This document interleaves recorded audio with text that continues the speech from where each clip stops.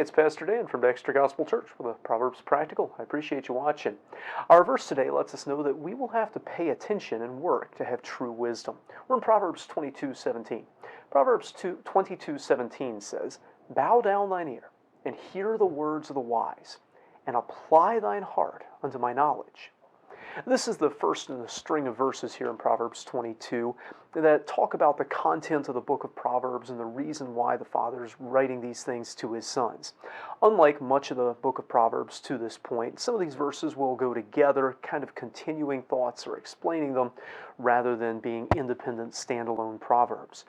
This statement here urges us to direct our attention to wisdom. This is a recurring theme that came up a lot at the very beginning of the book. Wisdom is something we have to pay attention to. We have to bow down our ear to it, edging up close to the speaker, because wisdom often doesn't shout.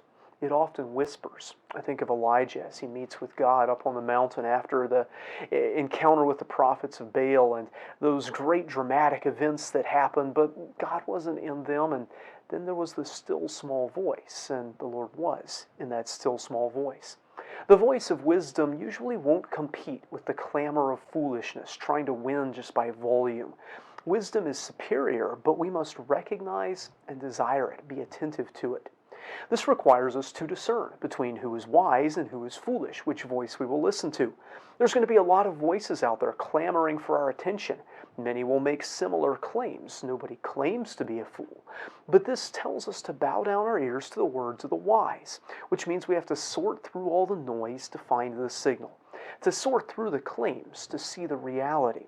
We need to be able to recognize the people who are making good decisions in each arena and the people who are making bad ones, and then focus in on those who make the good decisions and listen to them about how they do that. One good rule of thumb is that Solomon links his knowledge to the words of the wise. So those who speak in ways that are compatible and consistent with this book, the book of Proverbs, the words of Solomon, and the rest of Scripture for that matter, those are the ones that we should be dialed into. Wisdom isn't something that just oozes into us by osmosis, or it's not something we gain from just natural talent or a gift. Genuine wisdom is acquired by submitting our hearing to it, by focusing on it. And then acquiring real wisdom also requires real effort and perseverance. It's attained by applying our heart to it, the verse says, by making it the focus of our internal being. We won't have wisdom unless we want it from the heart and devote our hearts to its pursuit and practice.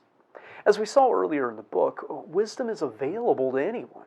It's out there calling to anyone who will listen. But they have to listen. They have to internalize the desire for it. They have to actively discern between the voice of wisdom and the voice of folly.